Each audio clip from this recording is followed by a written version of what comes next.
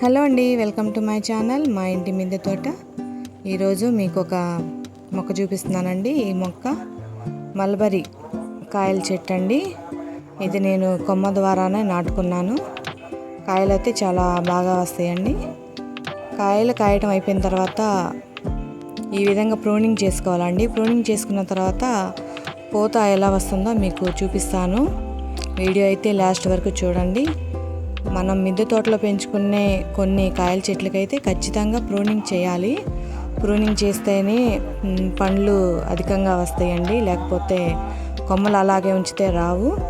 మనం కొన్ని చెట్లకైతే ఖచ్చితంగా చేసుకోవాల్సిందేను, ప్రూనింగ్ చేసుకోవాలి. ఇది చిన్న చెట్టే కాబట్టి నేను ఆకులు మాత్రమే తీస్తున్నాను. ఇంకొద్దిగా పెద్దగా ఉండుంటే కొమ్మలు కూడా కట్ చేస్తామన్నమాట. ఇది చిన్న చెట్టు కాబట్టి మీకు ఆకులు తీస్తున్నాను. ఆకులు మాత్రమే తీసుకోవాలండి, కొమ్మలు కట్ చేయకుండా. ఈ చెట్టు నేలలో కూడా బాగా వస్తుందండి.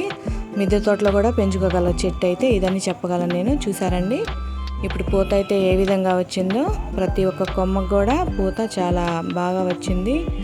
ఈ మల్బరీ చెట్టు మనం ప్రతిసారి కాయలు అయిపోయిన తర్వాత ఖచ్చితంగా ప్రూనింగ్ చేసుకుంటే ఈ విధంగా రిజల్ట్ అనేది ఉంటుందండి. మీరు చూస్తున్నారు కదా, ప్రతి ఒక్క కొమ్మకు కూడా పూత బాగా పడిందండి. మనం సరైన టైంలో ఖచ్చితంగా ప్రూనింగ్ చేసుకుంటే ఈ విధంగా చెట్టుకి కాయలు అయితే పడతాయి. నా వీడియో అయితే మీకు నచ్చితే లైక్ చేయండి, షేర్ కూడా చేయండి, సబ్స్క్రైబ్ చేసుకోండి. Thank you for watching.